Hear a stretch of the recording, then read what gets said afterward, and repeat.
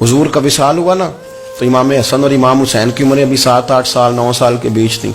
तो हज़रत मौला अली शेर खुदा रदी अल्लाह ताला अन्हु के साथ इमाम हसन आए मस्जिद में, तो मिंबर पे बैठे हुए देखा हज़रत अबू बकर सिद्दीक को, तो कहने लगे नीचे उतरना, मेरे नाना का मिंबर है।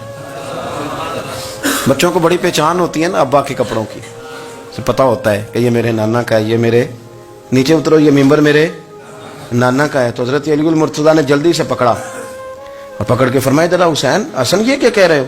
अब देखें ना बच्चा यहाँ किसी का शोर करे तो मैं आपको जुमा छोड़ के बच्चे की थोड़ी सुनूंगा। मैं कहूंगा कि भाई ठीक हो गया, बच्चे को ले जाओ, जरा इसे पीछे करो, जुमे के बाद बात करते हैं। लेकिन वो थे ना रसूलुल्लाह के नवासे, और हजरत अबू बकर सिद्दीक अजमत और शान को समझते थे। उन्होंने कहा नीचे उतरिए, मेरे नाने का मिंबर है। तो हजरत सिद्दीक एक बार नीचे उतर के खड़े हो गए। तो एक जुमला, बाकी बुजुर्गों ने भी बड़ा कुछ लिखा है, पर यहाँ एक बात शाह अब्दुल अजीज मुहद्दिस देलवी ने लिखी है। हजरत सिद्दीक एक बार रो पड़े, कहने लगे हसन अगर मिंबर तेरे नाना का है तो अबू बकर भी तो तेरे नाना का ही है ना, ये को बाहर से तो नहीं ना आया, ये भी तेरे नाना का है। तो हजरत इमाम हसन हंसने लगे, फरमाने लगे ठीक हो गया, बैठ जाए मिंबर पे, पढ़ाएं जुमा। समझ आ गई है बात की, पढ़ाएं जुमा। आपकी बात की मुझे समझ आ गई है कि अगर मिंबर नाना का है तो अबू बकर भी तो उन्हीं का है ना जनाब सिद्दीक अकबर। अपनी जिंदगी वफादारी के साथ, गुलामी के साथ, और अदब नहीं छोड़ा एक मिनट के लिए, एक सेकंड के लिए। रसूल कायनात सल्लल्लाहु अलैहि वसल्लम के अगर कोई बेअदबी करता था तो उन्हें जलाल आता था। आपको एक बात बताऊं, गैरत ना इश्क का हिस्सा होती है। हम बड़े शरीफ लोग हैं, पर हम कहते हैं सारे काम करना, हुजूर के बारे में बात कोई ना करना, ये नहीं हम बर्दाश्त करते। वो किस तरह का आशिक है कि महबूब के खिलाफ बात भी सुन गए, ये इश्क है? ये तो तौहीन की तूने। हजरत सिद्दीक वो बड़े मीठे बड़े ठंडे आदमी थे। उर्वा बिन मसूद सख्फी बाद में मुसलमान हुए। वो कहते हैं मैं हुदैबिया के मौके पे आया तो मुझे पता था, मैं जानता था अबू बकर सिद्दीक बड़ी ठंडी तबीयत के आदमी है। कहते हैं नबी पाक सल्लल्लाहु अलैहि वसल्लम के गिर्द ना मैंने हाला देखा गुलामों का, कोई हाथ बांधे खड़ा है, कोई पानी का कतरा लेने के लिए खड़ा है, कोई वुजू का बचा हुआ पानी लेने खड़ा है। तो चूंकि वो आए थे काफिरों की तरफ से, तो तनकीद करने वाले को कहानियां बड़ी मिल जाती। तो फौरन उर्वा बिन मसूद सख्फी कहने लगे ए मोहम्मद इब्न अब्दुल्लाह सल्लल्लाहु अलैहि वसल्लम आज ये आपके गिर्द खड़े हैं, पर जब तलवारें चमकेंगी तो दौड़ जाएंगे। तलवारों के सामने खड़ा होना आसान नहीं। तो हजरत सिद्दीक एक बार पीछे खड़े थे, नबी पाक ठंडे मिजाज के आदमी, पर बात हुई थी ना सरकार के बारे में, तो दौड़ के आगे आए और इतना सख्त जुमला कहा, कहने लगे जा जाके लातो मनात की शर्मगाह चाट, तू कहता है कि हम हुजूर को छोड़ जाएंगे? मैं नबी पाक के बाकी गुलामों की बात नहीं करता, तेरे पास जितने सूरमे है ना तू सारे लेके आ, और नबी पाक के दिफा के लिए सिर्फ अबू बकर की तलवार ही काफी है। तू ला, तेरे पास जितने सूरमे हैं ला मैदान पर, तू ला ना, तेरे पास जितने सूरमे हैं।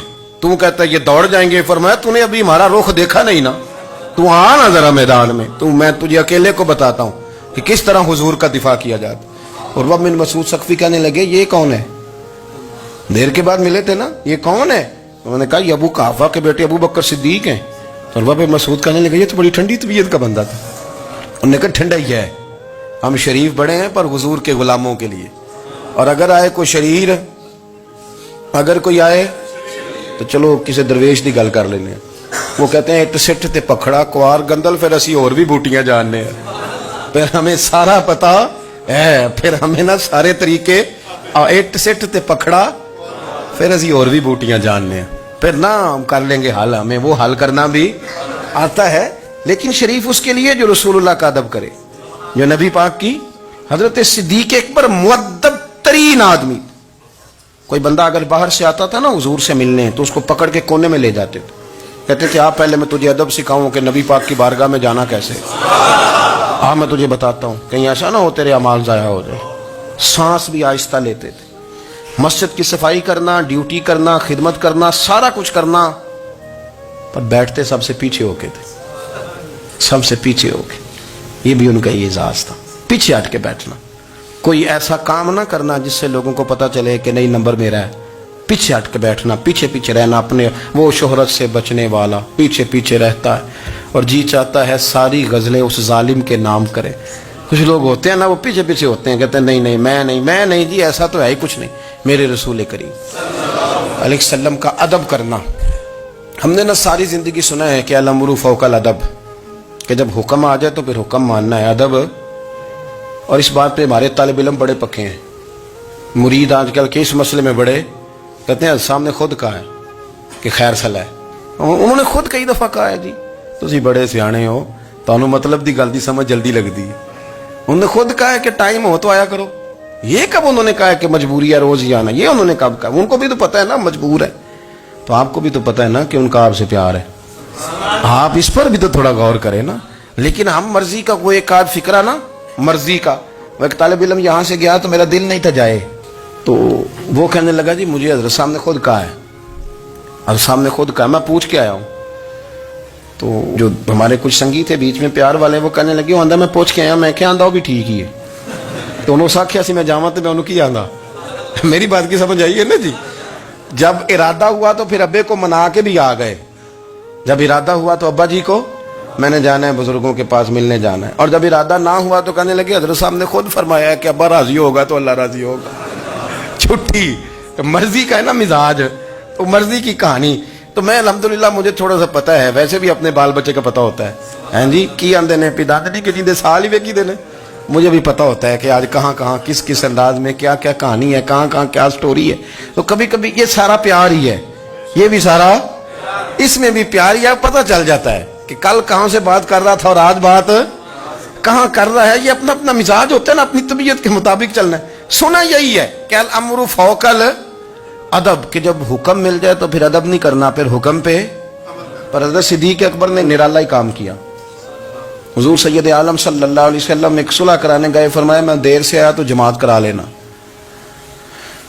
عصر کی نماز کا وقت ہو گیا، سیدنا بلال حبشی نے اقامت پڑھ دی. صدیق اکبر مصلی پہ کھڑے ہو گئے.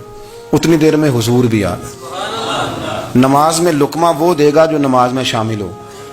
ٹوٹیوں پہ کھڑا بندہ لقمہ نہیں دے گا، پہلے وہ آ کے اللہ اکبر کا شامل ہو پھر لقمہ دے. حضور آئے، صحابہ نے ہاتھوں پہ ہاتھ مارنے شروع کیے، اطلاع کر رہے ہیں کہ لوگوں حضور آ گئے.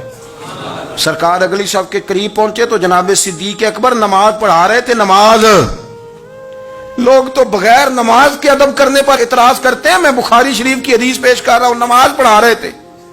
انہیں پتہ چل گیا نا حضور آئے ہیں، تو ایک قدم نماز سے پیچھے ہٹا لیا. نماز پڑھا کہ میں تے ول ویکھاں، او میں کعبہ بھول گیا آئی. ہن بھول گئیاں نہیں سب صوم صلاتاں، اکو یار دا فکر پہ آئی. حضرت صدیق اکبر نے ایک قدم پیچھے ہٹایا تو حضور نے فرمایا ابو بکر پڑھاؤ نماز. پھر دوسرا قدم پیچھے ہٹایا تو فرمایا پڑھاؤ نماز. تیسرا قدم پیچھے ہٹایا. ہم نے آج تک یہی سنا ہے کہ حکم ہو جائے تو حکم ماننا ہے، ادب. اور ہمارے ہاں یہی ہوتا ہے، پھر لوگ حکم ہی مانتے ہیں، پھر ان کو ادب بھول جاتا ہے. لیکن جناب صدیق اکبر 3 دفعہ حکم آیا پر پیچھے ہٹ گئے. حضور مصلی پہ گئے، نماز پڑھائی. نماز کے سلام کے بعد نا حدیث میں مختلف حکم آیا، استغفار پڑھو، اللہ اکبر کہو، آیت الکرسی پڑھو، 33 بار سے مختلف اذکار آئیں. پر حضور نے آج کوئی ذکر نہیں، کوئی وظیفہ نہیں. سلام پھیرتے کہ ابو بکر میں نے جو 3 دفعہ کہا تھا نماز پڑھاؤ تو پڑھائی کیوں نہیں؟ ایک دفعہ نہیں 3. کبھی کبھی ہم بھی ناراض نہیں ہو جاتے، تینوں 100 بار ہی آکھیا کہا 3 دفعہ جو کہا تھا نماز پڑھاؤ تو پھر پڑھائی. تو حضرت صدیق اکبر رو پڑے، ہاتھ دونوں باندھ دیے، گھٹنے زمین پہ رکھ دیے. عرض کرنے لگے کیا جملہ ہے، کیا ترتیب ہے. عرض کرنے لگے یا رسول اللہ، ابو قحافہ کے بیٹے کی اتنی بھی جرت نہیں کہ مدینے والے رسول کو نماز پڑھائے. میں اتنا بھی جرت مند نہیں ہو گیا حضور، میں کیسے آپ کے آگے کھڑا رہتا اور آپ میری، یعنی این نماز کی حالت میں، این حالت نماز میں بھی ادب. نماز پڑھا کہ میں تین ول ویکھاں. ان کعبہ بھول گیا، میں نے بھول گئی نہیں سب صوم صلاتاں، اکو یار دا فکر پہ آئی.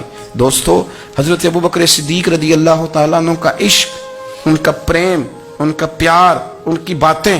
ایک دن نا حضور کے وصال کے بعد اچانک نہ اس طرف جا رہے ہیں، خاصے مسجد سے دور چلے گئے. تو حضرت عمر تھوڑا طبیعت کو جانتے تھے، جناب عمر پیچھے دوڑے، کہنے لگے کدھر جا رہے ہو؟ چپ کر گئے. کیا ہوا، کدھر جا رہے تھے؟ ابو بکر سیانے بندے ہو، امیر المومنین ہو، کہاں جا رہے؟ تو رو پڑے. کہنے لگے ایک دفعہ نا حضور سفر پہ گئے ہوئے تھے تو اس طرف سے واپس آ گئے تھے، تو مجھے خیال آیا شاید اس طرف سے آ نہ رہے ہوں. حضرت عمر رو پڑے. کہنے لگے ابو بکر اب تو حضور نے پردہ کر لیا، جنہاں دے دل بر جانی وچھڑن، کون روے پھر تھوڑا. سب روگاں دا روگ محمد جس دا نام. آپ ساری سیرت کی کتاب میں پڑھ لیں گے. ابو بکر صدیق کا وصال کس بیماری سے ہوا؟ لوگوں نے قول کیے ہیں کہ وہ سانپ کا زہر آ جاتا تھا، فلاں چیز تھی، لیکن کوئی بندہ وجہ تلاش کر سکا؟ کیا وجہ تھی وصال ہو گیا؟ کیا بیماری تھی؟ کیا تکلیف تھی؟ باقی وجوہات آپ کو ملیں گی. حضرت عثمان غنی شہید ہو گئے، حضرت عمر شہید ہو گئے، مولا علی، ابو بکر صدیق چلے گئے 63 سال کی عمر. وجہ کوئی نہیں بتائے گا. جب شدید بیمار ہوئے تو حضرت عمر فاروق نے ایک طبیب بلایا. وہ بڑا سیانا تھا. اس نے سارا چیک کیا تو نباز تھا. کہنے لگا یار کوئی بیماری تو سمجھ میں نہیں آتی. تو حضرت عمر تھوڑا سا جلال میں، یرانہ تھا نا، جلال میں کہنے لگے ابو بکر مسئلہ کیا ہے؟ دن بہ دن کمزور ہوتے جا رہے، نماز پڑھانے کھڑے ہوتے تو ٹانگیں کانپتی ہیں. مسئلہ بتائیں کیا ہے؟ طبیب اتنا بڑا ہے، یہ تو بندہ کا چہرہ دیکھ کے بیماری بتا دیتا ہے، اور یہ کہہ رہا ہے کوئی بیماری نہیں. تو حضرت صدیق ایک بار خاموش ہیں. پھر حضرت عمر کہنے لگے ہم سارے آپ کی وجہ سے چلتے ہیں، لوگ سارے پریشان ہیں، آپ حضور کے جانشین بتاتے کیوں نہیں؟ جب تیسری دفعہ کہا تو حضرت صدیق ایک بار کہنے لگے عمر زیادہ باتیں نہ کر، تجھے پتہ نہیں مجھے کیا بیماری ہے؟ نہیں پتا تو میں بتاؤں؟ نہیں پتا تجھے؟ بول. تو جناب عمر رو پڑے. کہنے لگے ابو بکر مجھے پتا ہے، آپ کا دیدار کے بغیر کام نہیں چلتا. وقت نا لمبا ہو گیا، چر ہو گیا، میں ترلے لیندیاں کدی موڑ میرے ول واگا، خواب میری وچ ایک وار دیاں میں میں ساری عمر نہ جاگا. مجھے پتہ ہے آپ کے مرض کا، پر ابو بکر امت کو ضرورت بھی تو ہے نا. تو حضرت صدیق ایک بار کہنے لگے بس ہو گئی ہے، اب میری وصیت یاد رکھنا، جب میں دنیا سے جاؤں تو اٹھا کے میرا جنازہ قبر رسول پہ لے جانا، اور پہلے پوچھ لینا کہ ابو بکر حاضر ہے، اجازت ہو تو مجھے دفن کر دینا، ورنہ جنت البقیع میں. تو لوگ کہتے ہیں ابھی جنازہ ہی رکھا ہی تھا کہ دروازہ اندر سے خود بخود کھل گیا، اور آواز آئی اب دیر نہ کرو، محبوب کو محبوب کے ساتھ ملا دو.